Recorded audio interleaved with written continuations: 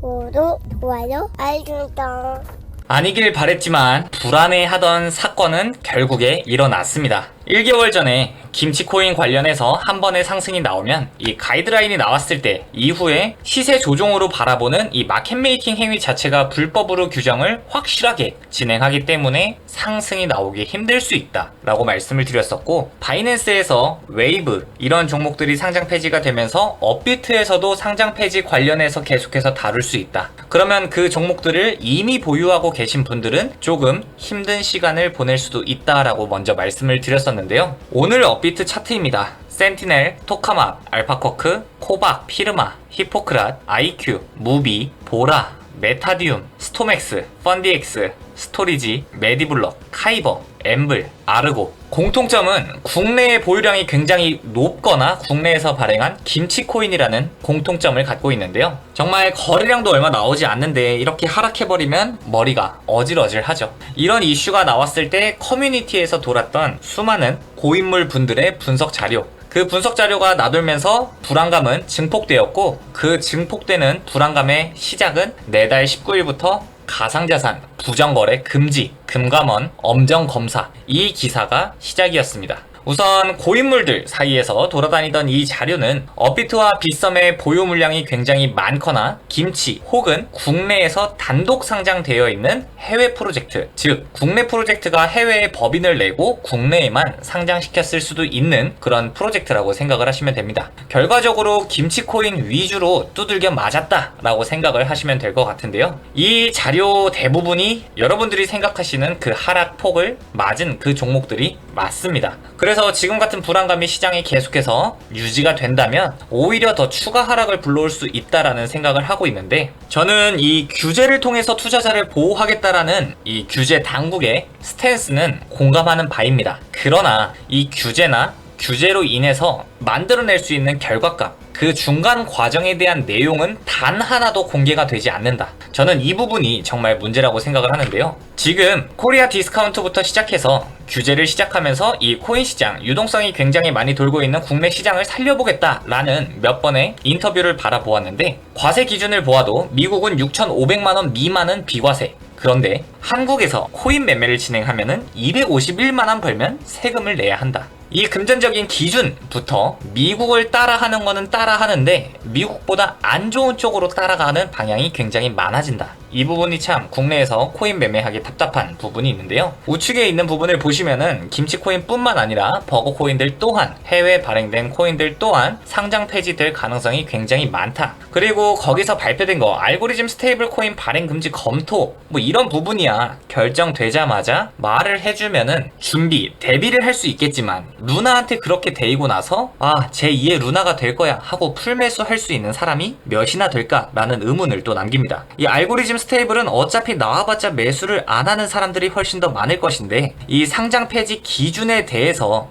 기준이 결정되는 데에 있어서 그 과정은 하나도 알려주지 않고 600여 개 상장 기준 검토 예상, 이렇게만 기사가 나와버리면 국내에 상장되어 있는 국내 비중이 높은 프로젝트 전부 다 불안감을 가지게 되고, 그 불안감으로 오늘 같은 하락을 또 한 번 볼 수 있다. 현금을 많이 보유하신 분들은 오히려 기회가 될 수 있죠. 그러나 지금 규제 당국이 하는 스탠스를 보면은 결국에 우리한테 불리할 쪽으로 진행이 될 것이다 라는 결론이 이미 도출되어 있는 느낌이 든다 라고 밖에 말할 수가 없는데요. 우선 공식 검토 기준은 발행 주체의 신뢰성, 가상 자산과 관련된 주요 사항을 공개하지 않은 경우, 정당한 사유 없이 자의적인 변경을 반복하는 경우를 고려, 발행 주체 및 운영 주체의 주요 지갑 정보 미확인 등이 포함. 저는 이 부분에 대해서도 문제가 있는 게, 이게 문제가 되면 비트코인도 문제가 있는 게 아닌가 라는 생각이 들고, 사토시 나카모토가 누구인지 아무도 모르는 상태에서 비트코인도 그러면 발행 주체의 신뢰성에 해당되는 게 아닌가. 그러면 이 공식 검토 기준조차도 첫 번째부터 이렇게 삐걱거린다면은 대체 무엇을 두고 그 시간 동안 의논을 해가지고 열심히 잘 투자자 보호를 위해서 규제를 하려고 노력했는가에 대한 의문이 벌써 생기기 시작합니다. 그리고 사용자 보호 조치, 발행자와 운영자가 작성한 가상자산 관련 중요 설명 자료, 백서를 검증하지 못한 경우, 이런 부분들 칭찬합니다. 블록체인 탐색기가 없는 경우, 이더스캔이나 이런 익스플로러에서 우리가 볼 수 있는 장부, 볼 수 있는 게 굉장히 중요하죠.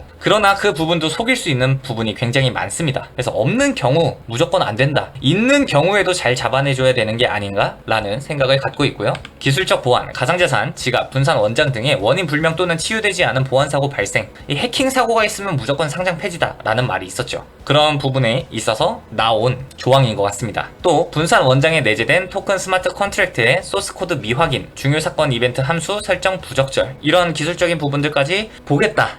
굉장히 감사합니다. 법규 준수, 자기 발행 코인, 다크코인, 가상자산 제외 대상, 위법행위 사용 목적 또는 이용 개연성, 가상자산 거래 지원이 현행 법규 위반 등 이런 부분들은 당연히 규제를 받아야 되는 게 맞다라고 생각을 하는데, 이런 부분에는 어떤 코인들이 포함이 되고 이것만 보고서 저 종목은 진짜 위험하겠다, 나는 저거 손절해야지 라고 바로 연결지어서 생각이 들 수 있는 투자자가 몇이나 될까요? 설명이 부족하다라는 느낌이 저한테도 많이 있습니다. 또 인터뷰 내용이 나왔는데요. 이 코인 업계 대표들 기준 없는 상장, 코인 심사, 투자자 피해 불보듯 뻔해. 이 업계 대표들도 불보듯 뻔하다고 하는데 왜 이렇게 진행되는지 아직도 이해를 못하겠지만 600여 개의 종목 상장 유지 여부에 대한 심사에 돌입한다고 알려졌고 국내 시장에 파장이 왔죠. 이미 피해를 봤습니다. 유의 종목으로 지정되고 상장 폐지까지 될 수 있다는 우려이기 때문이죠. 이번 조치는 7월 19일에 시행되는 가상자산 이용자 보호법 시행과 무관하지 않습니다. 그리고 심사 조건에 부합하지 않은 코인이 상당수 거래되고 있고 국내 발행 김치코인, 버거코인 다 포함해서 많은 종목들이 상장 폐지될 가능성이 굉장히 높아졌습니다. 거래 유지 중단 및 기존 투자자들의 피해를 막기는 어려울 것입니다. 이미 피해를 봤습니다. 가상자산 이용자 보호를 위해 상장 유지 심사는 불가피하지만 근거 없는 악성 퍼드로 인해 국내 거래소에 상장된 국내 프로젝트들이 급락한 것은 안타까운 일이다. 규제를 만들어가는 과정 하나씩만 먼저 공개해주고 그 기준에 부합하는 예시 종목들만, 명단을 전체 공개하지 않았어도 예시로 어떤 종목들은 이러한 규정을 피하지 못하고 있다,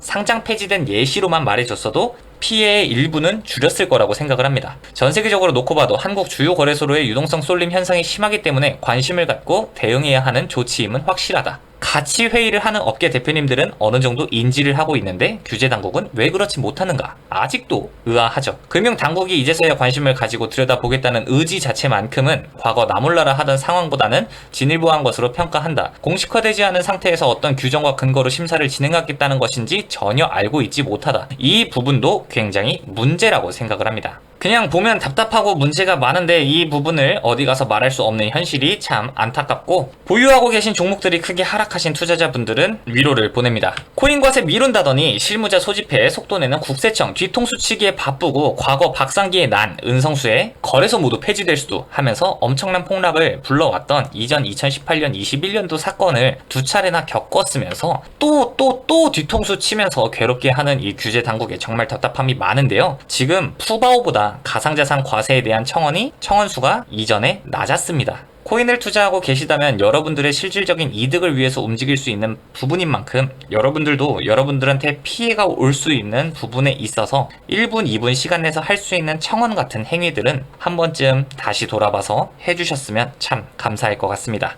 오늘 영상 내용 보시면서 뒤늦게 업비트를 열어보시는 분들도 계실 거고, 업비트를 보시고 어찌 할지 몰라가지고 손절을 치신 분들도 계실 텐데, 이 폭풍이 지나가고 나면은 어차피 다시 한번 수익을 낼 수 있는 기회는 찾아오기 마련이니까요. 천천히 좋은 시기에 잘 매수해서 이번에 보신 피해들 전부 다 좋은 복구 하셨으면 좋겠습니다. 그러면 다음 영상에서 뵙겠습니다. 감사합니다.